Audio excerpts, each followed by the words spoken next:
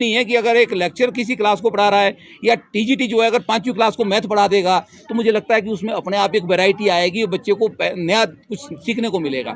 नए टीचर्स के साथ बच्चा जो ज़्यादा जल्दी इंटरेक्ट करता है वो इंटरेस्ट भी लेता है। तो एक हमने ये एक प्रयास किया था, सरकार जैसे ही सत्ता में आई तो हमने कुछ सुझाव सरकार को दिए थे, जिसमें हमने कहा था कि बोर्ड के जो सेमेस्टर सिस्टम है वो हिमाचल में प्रभावी नहीं, उसको ख़त्म किया जाए। वो ख़त्म हो चुका है, अब एनुअल सिस्टम पे हम फिर से लौट गए हैं। ये कोई फिर तो हमने दूसरा सुझाव दिया था कि सिस्टम को क्लब करना पड़ेगा, पहली से 12वीं का सिस्टम जो उसको एक छत के नीचे लाना पड़ेगा, सिंगल एडमिनिस्ट्रेशन लाना पड़ेगा। और सरकार ने शिक्षा मंत्री की जो एक शिक्षा के प्रति एक जो सोच है, मैं उसके लिए शिक्षा मंत्री जी को और जो हमारे शिक्षा सचिव जो बने हैं राकेश कंवर जी, सच में ही वो बड़े दोनों ही एक जुझारू व्यक्तित्व के धनी हैं। और एक पॉलिटिकल विल पावर जिसको हम कहते हैं, वो पॉलिटिकल विल पावर मुझे आदरणीय रोहित ठाकुर जी के अंदर नज़र आई।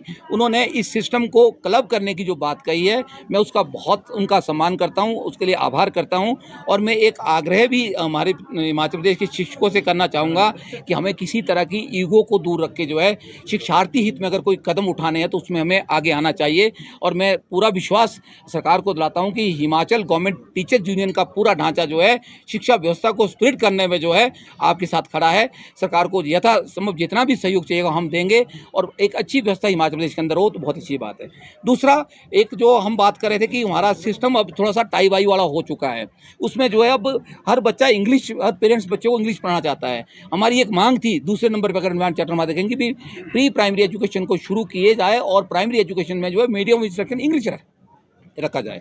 हमने बड़ी मुश्किल से 3300 स्कूलों में पहले प्री प्राइमरी एजुकेशन शुरू कराई सुरेश भारद्वाज जी के टाइम में, और उसके बाद उसको 5400 स्कूलों तक पहुंचा पाए है। और हमारा टारगेट और ये हमारी कोशिश, मैंने अभी परसों भी 4 दिन पहले शिक्षा मंत्री से बहुत ज़्यादा इस बार मंत्रणा की कि 2 बातों पे फोकस करना है। एक तो हर स्कूल में जो है प्री प्राइमरी एजुकेशन शुरू हो जाए, उसमें एनटीटी टीचर्स लगे जिसके लिए सरकार प्रयास कर रही है, और साथ ही साथ जो है मीडियम इंस्ट्रक्शन जो है वो इंग्लिश किया जाए। और उससे डेफिनेटली हमारे बच्चे की जो संख्या स्कूलों में, गवर्नमेंट स्कूलों में बढ़ेगी। साथ ही साथ जो टाई वाई वाला कॉन्सेप्ट था हमारे पूरे प्रदेश में, ये भी हमने एक सुझाव सरकार को दिया था कि हमारे एक जैसी पूरी यूनिफॉर्म होती थी पूरे प्रदेश में, और इतना अच्छा उसका जो एक ड्रेसिंग सेंस बनती नहीं थी। और प्राइवेट स्कूल जो है वो बड़ी अट्रैक्टिव यूनिफॉर्म बना के बच्चों को जो है वो ज़्यादा अट्रैक्ट करते थे और मोटिवेट करते थे। तो एक सरकार ने निर्णय लिया कि स्कूल एडमिनिस्ट्रेशन एसएमसी जो है वो अपने लेवल पे जो है जो यूनिफॉर्म का पैटर्न जो उसको रखना चाहे वो रखे। वो बड़ा ही सराहनीय प्रयास है। उससे क्या होगा, वहाँ के जो लोकल जो वहाँ का सेटअप है, जिस रीजन की बात कहीं भी की बात करें, जैसा वहाँ पे जो हमारे पास कॉन्वेंट स्कूल है, प्राइवेट स्कूल है, जिस तरह का उनका वहाँ पे यूनिफॉर्म का सेटअप होगा, उसके एट पार अगर वहाँ पे एसएमसी करे तो डेफिनेटली जो है उसमें भी एक अच्छा अट्रैक्शन हमारे बच्चों को मिलेगा और बच्चे हमारे स्मार्ट दिखेंगे, अट्रैक्टिव दिखेंगे, और पेरेंट्स भी गवर्नमेंट स्कूल की तरफ जो है अट्रैक्टिव हो गए। ये भी एक बड़ा सराहनीय प्रयास है। उसके साथ साथ कुछ और जो हमारी एक ज़रूरतें थी, जो मैंने परसों बड़ा माननीय शिक्षा सचिव ने बड़ा स्ट्रेस दे के 20 मिनट मुझे बैठाया। उन्होंने कहा कि आप और कोई सुझाव दो, तो मैंने कहा कि आपने 3-4 काम बड़े अच्छे किए, एक काम और करना है। मैं आपको गारंटी देता हूं कि हिमाचल प्रदेश जो है जो है देश भर में नंबर 1 पे दोबारा से फिर आने में हम बिल्कुल कारगर सिद्ध हो गए। हम प्रयास करेंगे। उसमें नॉन टीचिंग असाइनमेंट है। हमारे पिछले शिक्षा निदेशक जी बैठे हैं पूर्ति जी, यहाँ पे इनको भी पता है कि हमारे पास 36 तरह की असाइनमेंट्स हमारे पास होती थी, और हम बार बार इसी बात को कहते हैं कि हमारी जो नॉन टीचिंग असाइनमेंट है उसको खत्म कर दिया जाए। जिस दिन ये नॉन टीचिंग असाइनमेंट्स हमारे से छूट जाएंगी और टीचर्स को एक्सक्लूसिवली, हम नहीं बोलते कि हमारे को बिल्कुल काम नहीं दिया जाए, पर टीचर्स को लास्ट में रखा जाए। जिस इलेक्शन ड्यूटी की बात करें, सेंसिस की बात करें, और हम देखते हैं कि शुरू में टीचर होता है और लास्ट तक टीचर ही होते हैं, और 90% ड्यूटीज़ जो है नॉन टीचिंग असाइनमेंट की जितने भी एक्स्ट्रा वर्क्स है वो टीचर्स के होते हैं। उससे हमारे को जिस दिन छूट मिल जाएगी, और शिक्षा सचिव ने इस बात को माना है कि हम इसके ऊपर एक पूरा ड्राफ्ट तैयार करेंगे और सरकार के समक्ष रखेंगे। मैंने कहा कि मुश्किल नहीं है, इसमें कोई मुश्किल नहीं है। अगर सरकार की पॉलिटिकल विल हो तो दुनिया भर के डिपार्टमेंट्स है जहाँ पे बहुत वर्कलोड नहीं है, जहाँ पे कोई नुकसान होने वाला नहीं है। अगर ऑफिस का काम 10 दिन लेट हो जाएगा तो वो चलेगा, लेकिन अगर किसी बच्चे की पढ़ाई 10 दिन लेट हो जाएगी, आज का काम कल के लिए चला जाएगा, 10 दिन के लिए छूट जाएगा, तो बच्चे का पूरा सेटअप जो है खत्म हो जाता है। तो हमारे को उस काम से छुटकारा मिले, ये भी एक इसके ऊपर हमारा काम चल रहा है। ये भी एक अच्छी खबर जो है हमारे शिक्षक साथी और बच्चों को मिलने वाली है। कुछ बातें मैं आपसे, अब हमारी कुछ फाइनेंशियल, जिस क्षेत्र में सरकार अच्छा काम कर रही है उसमें हम जो है सरकार को धन्यवाद करेंगे। देखिए, एक संगठनों का काम होता है, एक लाइजन का काम होता है। सरकार को अंधेरे में रखना भी मुझे लगता है कि वो गलत है। सरकार के खिलाफ जो है अननेसेसरी जो है उसका कटाक्ष करना भी मुझे लगता है संगठनों का काम नहीं है। संगठनों का काम एक तालमेल बनाना है, जो गलत है उसको गलत बोले, जो सही उसको सही बोले। सरकार 1 साल से जो है काफ़ी जो है उतार चढ़ाव में चली रही, काफ़ी चीज़ें हमारे साथ रही, इसलिए हम कुछ फाइनेंशियल डिमांड पे भी बात नहीं कर पाए। कुछ जो हमारी भर्तियां थी उसको वो भी रुकी है, जैसे हमारा सुपरनेट सिलेक्शन बोर्ड बंद हो गया, उसकी वजह से हमारी भर्तियां रुकी है और बहुत सी वैकेंसी हमारी एजुकेशन विभाग के अंदर पड़ी है। लेकिन मुझे आज बड़ी खुशी हो रही है, मैं भी डायरेक्टरेट में देख रहा हूँ, आजकल मेरे पास भी वही काम है। आजकल हम वही बच्चों की जो हमारे पास टीजीटी बैच वाइज लग रहे हैं, लगभग 900 875 के आसपास जो टीजीटी 3 विंग में, वो 1 महीने के अंदर जो है उनकी भर्तियां हो जाएगी। उनका जो आजकल काम बड़े जोरों पे चल रहा है, उनकी काउंसलिंग का काम, स्क्रीनिंग का, सर्टिफिकेट्स का, तो बड़े जल्दी जो है शिक्षा विभाग को 900 के आसपास जो है टीजीटी नए मिलने वाले हैं। उसी तरह से लेक्चर्स के भी वो जो है बाई कमीशन जो है वो रिक्रूटमेंट हो रही है। कुछ और जो माध्यम भी सरकार कुछ ढूंढ रही है। तो मैं एक मांग फिर से करना चाहूँगा माननीय मुख्यमंत्री से, जब तक जो हमारी वैकेंसीज है, मुझे लगता है 9,000 8,000 के आसपास वैकेंसी शिक्षा विभाग में आज खड़ी हो गई है, उसको भरा जाए और प्रमोशन का चैनल जो हमारा है उसको हिंड्रेंस ना हो। बड़े लंबे टाइम से हम देख रहा हूँ 340 हमारे प्रिंसिपल्स की पोस्टें आज खाली चल रही है, जो पदोन्नति से भरनी है। उसके लिए हम लगातार संघर्ष कर रहे हैं। परसों भी बात हुई कि हम इस पे कर रहे हैं। और एक बड़ा ही जो विचित्र स्थिति है वो ये है, हमारे प्रदेश में एडमिनिस्ट्रेशन को चलाने के लिए डिस्ट्रिक्ट लेवल पे डिप्टी डायरेक्टर्स होते हैं। वो पूरा प्रदेश का डिप्टी डायरेक्टर एक एलिमेंट्री में होता है, एक हायर में होता है।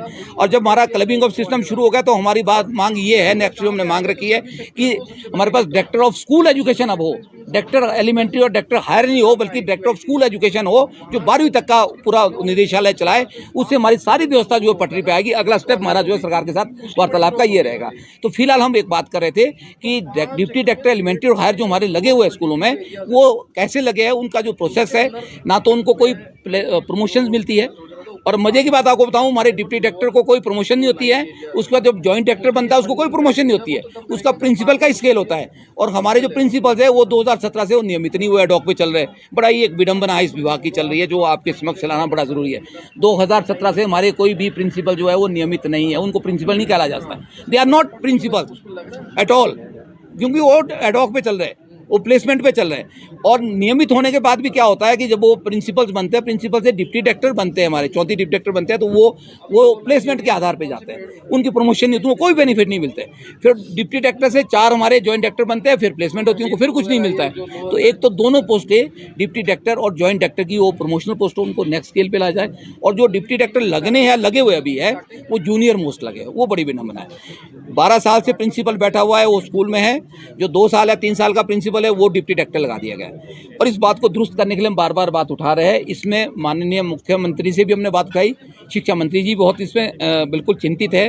उन्होंने इस बात को कहा है कि सच में ही बंदे की ह्यूमिलेशन होती है। जो आदमी 12 साल से काम कर रहा है, वो 2 साल के प्रिंसिपल के अंडर काम करे तो कितनी ह्यूमिलेशन होगी, उसके ऑर्डर को फॉलो करना बहुत मुश्किल होता है एडमिनिस्ट्रेशन में भी।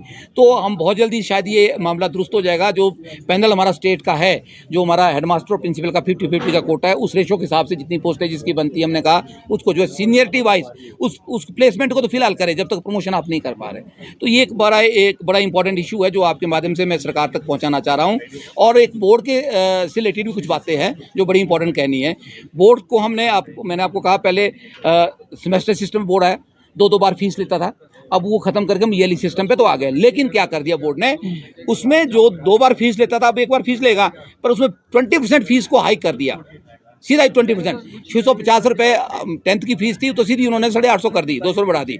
950 रुपये फीस थी +2 की, उन्होंने 1150 रुपये कर दी।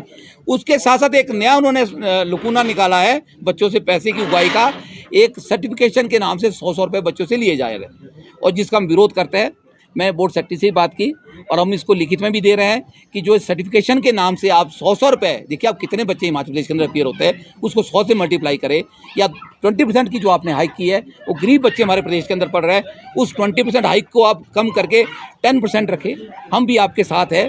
बोर्ड ने भी अपना हिसाब किताब देखना है, महंगाई का ज़माना है, पर मुझे लगता है बच्चों के लिए 20% का बहुत ज़्यादा बोझ हो जाएगा। और जो सर्टिफिकेशन के नाम से आप पैसा ले रहे हैं, मुझे लगता है कि वो बहुत गलत है, उसको ना लिया जाए, उसका हम विरोध करते हैं। एक मुझे बात करनी थी। प्रेस वार्ता में सभी प्रेस बंधुओं का स्वागत है।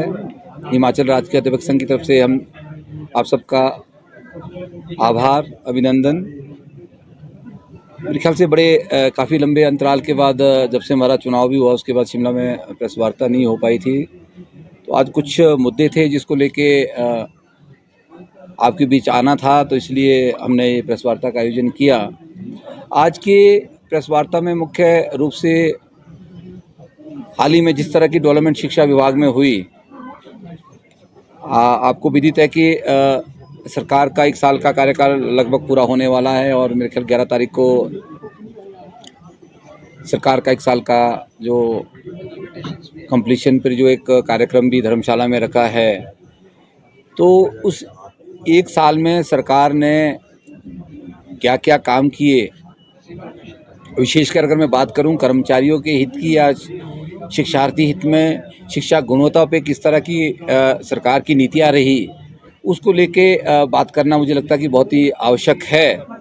और इसलिए भी आवश्यक है कि हाल ही में भी हम जो है सचिव शिक्षा और माननीय शिक्षा मंत्री से मिले। ऐसे तो हम रोज़ ही मिलते रहते हैं, पर कुछ मुद्दों पे हमने बड़ा ध्यान आकर्षित करने का प्रयास सरकार का किया। उसमें हम बहुत चीज़ों पे हम सफल हुए हैं, कुछ चीज़ों पे सफल नहीं हुए हैं।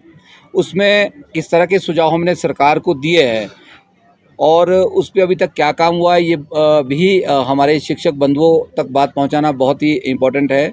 वैसे आपको पता है शिक्षा विभाग में बहुत सारे शिक्षक संगठन हैं और कर्मचारियों के बहुत से कर्मचारी संगठन हैं, लेकिन बड़े कम संगठन और उनके प्रतिनिधि जो है वो अपनी बात को जो है वो मीडिया के माध्यम से या सरकार तक किसी न किसी माध्यम से पहुंचाने में सफल रहते हैं। और ये एक चौथा स्तंभ है जो हमारा बात को रखने का, और एक ऐसा मीडिया का ऐसा स्तंभ है जहां हम अपनी बात को बड़े खुल के रख सकते हैं, खुले मंच पे रख सकते हैं। तो अभी हाल ही में हमने माननीय शिक्षा मंत्री और शिक्षा सचिव को कुछ शिक्षा से जुड़ी हुए कुछ मुद्दों पे बात की थी, क्योंकि मैं अगर बात कहूँ तो हमारा जो डिमांड चार्टर है, उस डिमांड चार्टर के अंदर पहली जो 4-5 डिमांडें होती है शुरू में 2013 से मैं प्रदेश अध्यक्ष हूँ, तब से पहले नंबर पे जो हमारी डिमांडें होती है, पहले 5 नंबर पे वो शिक्षा गुणवत्ता पे होती है। क्योंकि हमारे शिक्षा विभाग में जो आज की डेट में सरकारी स्कूलों में जो इनरोलमेंट है बच्चों की, वो डे टू डे घट रही है और इतनी निरंतर उसमें जो गिरावट आ रही है, आप देख रहे हैं आज हमारे मिडिल स्कूल और प्राइमरी स्कूल 2-2, 3-3 बच्चों से चल रहे हैं। तो मुझे लगता है कि हमें इस दिशा में ध्यान देने की आवश्यकता है। तो इसीलिए हम बहुत ज़्यादा चिंतित इस बात को लेके थे और हमने माननीय जो सरकार है, सरकार के समक्ष इस बात को प्रमुखता से रखा। हमारी एक पहली मांग थी बहुत लंबे समय से, जिसमें हमने कहा था कि हमारी शिक्षा गुणवत्ता में कहाँ कमी आ रही है। शिक्षा गुणवत्ता में आप बजटिंग करेंगे उससे बहुत ज़्यादा फर्क नहीं पड़ेगा, पर लेकिन जो धरातल पर हमारे पास जो इंफ्रास्ट्रक्चर है, जो हमारा ढांचा है, उस ढांचे को ठीक करने की आवश्यकता है। मैं आपको बताऊँ 2002 से हमारा जो है एलिमेंट्री एजुकेशन और हायर एजुकेशन का एक सिस्टम बना, उसको हम धरातल पे नहीं उतार पाए। मेरी पहली मांग अगर आप देखेंगे, जब भी आप डिमांड चार्टर पढ़ेंगे तो मैंने पहली मांग रखी कि आपने प्रारंभिक शिक्षा विभाग तो बना दिया, पर लेकिन वो सिर्फ डायरेक्टरेट तक ही सीमित रह गया। डिप्टी डायरेक्टरेट में 2 फट्टे लगा दिए, डायरेक्टर एलिमेंट्री और डायरेक्टर हायर एजुकेशन। उसके नीचे हम उस धरातल पे उस पर नहीं उतार पाए। दुख तब होता था जब हमारे ग्राउंड के कोने में एक तरफ जो है जनगण राष्ट्रगान शुरू होता था और दूसरे विंग द्वारा राष्ट्रगान खत्म हो रहा होता था, तो उसमें कितना क्वास होता था, बड़ा एक अजीबोगरीब स्थिति हमारे स्कूलों की होती थी। तो हमने हमेशा इस बात को रखा कि जो हमारा एक ढांचा है स्कूल का, अगर सच में सरकार शिक्षा के प्रति संजीद है, उसमें आप बदलाव करना चाहते हैं, तो मुझे लगता है कि शिक्षकों को भी सहज लेना चाहिए, क्योंकि हम शिक्षा के लिए बने हैं, शिक्षार्थी के लिए बने हैं। तो क्यों ना इस सिस्टम को हम क्लब करें और एक छत के नीचे जब तक हम जो है पूरी व्यवस्था को नहीं लाएंगे, और आपने शायद मेरे को रोज़ इस बात को बोलते हुए सुना होगा, हर सरकारों में हमने इस बात को रखा, एक छत के नीचे हमारी पूरी व्यवस्था को लाना पड़ेगा। प्राइमरी एजुकेशन में अब 7 क्लासें हो गई है, 5 की जगह 2 प्री प्राइमरी की हो गई है। ऊपर भी हमारी आपको पता है 12वीं तक की 12 क्लासें होती है। तो लेकिन जब आप 5 क्लासों के लिए 7 क्लासों के लिए 1 टीचर या 2 टीचर्स देंगे, या मिडिल स्कूल में 3 क्लासें होती है, वहाँ टीचर 1 या 2 ही होगा, तो मुझे लगता है कि व्यवस्था गुणवत्ता शिक्षा में नहीं आएगी। तो ये बड़ा अच्छा था कि हो सकता है कि प्राइमरी के टीचर्स कम है, हो सकता है कि अपर प्राइमरी के टीचर्स कम है, तो स्कूलों में स्टाफ की कमी तो रहती है, अभी बहुत सारी स्टाफ की कमी है। तो जब एज ए होल सिस्टम चलेगा तो जहाँ पे जिस टीचर की जरूरत है वो टीचर वहाँ पढ़ाएगा।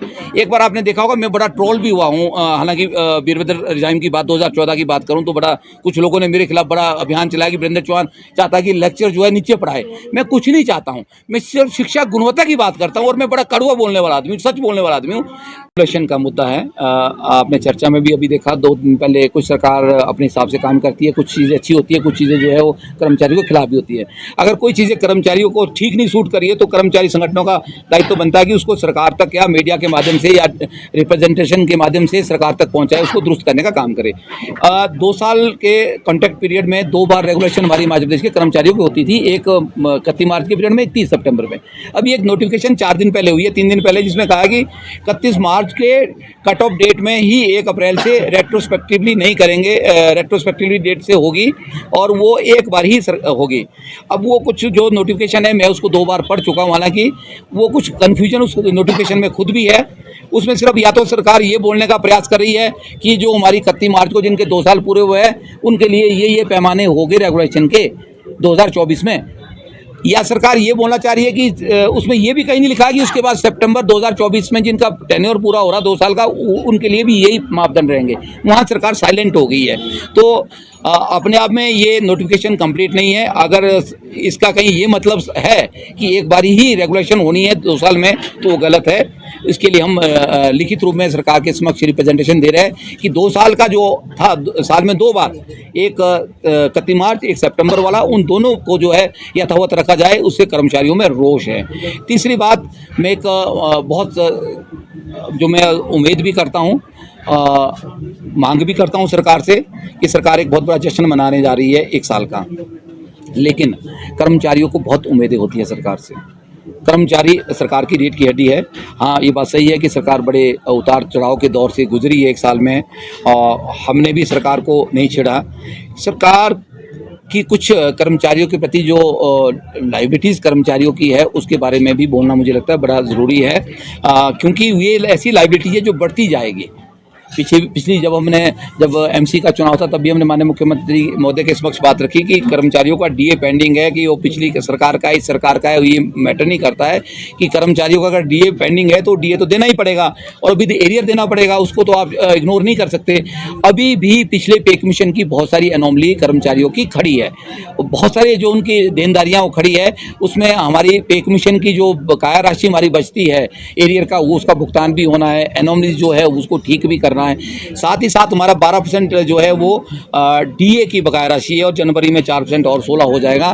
तो मैं ऐसे उम्मीद करता हूं कि सरकार जब एक इतने बड़े जश्न में जा रही है तो निश्चित तौर पर कर्मचारियों को एक जरूर तोहफा मिलेगा, क्योंकि जो एनपीएस के कर्मचारी थे उनको सरकार ने एक तोहफा दिया, उनको ओपीएस में लाया, लेकिन उससे कहीं ज़्यादा 1.5 लाख से ज़्यादा 2 लाख के आसपास कर्मचारी ऐसे हैं जो ओपीएस में ऑलरेडी थे पहले से, और 2.5 लाख पेंशनर्स जो पेंशनर्स हैं हमारे पास जो ओपीएस में थे, उनको कुछ सरकार की तरफ से कुछ ज़्यादा जो है वो एक तोहफा नहीं मिला है। और मुझे उम्मीद है और मैं मांग करता हूं माननीय मुख्यमंत्री से कि इस जश्न के तौर पे हिमाचल प्रदेश के कर्मचारियों को एक बड़ी सौगात आप दे, डीए के रूप में या उनका एरियर के रूप में दे, उसकी हम मांग करते हैं। और मिल के भी हम जो है 1-2 दिन में माननीय मुख्यमंत्री के समक्ष लिखित रूप में इस मांग को रखेंगे, क्योंकि मांगना भी हमारा दायित्व है, मांगना भी हमारे को ही पड़ेगा, कोई और मांगे ना मांगे, हम मांग भी लेते हैं, हम बोल भी लेते हैं। और बाकी सरकार ने अभी तक जो काम किया उसमें हमारी प्रतिक्रिया यही है कि सरकार अच्छा काम कर रही है, माननीय मुख्यमंत्री बहुत अच्छा काम कर रहे हैं। मुझे आज यही कहना है, कोई आपके प्रश्न है, आपके सभी प्रश्नों को हम जो है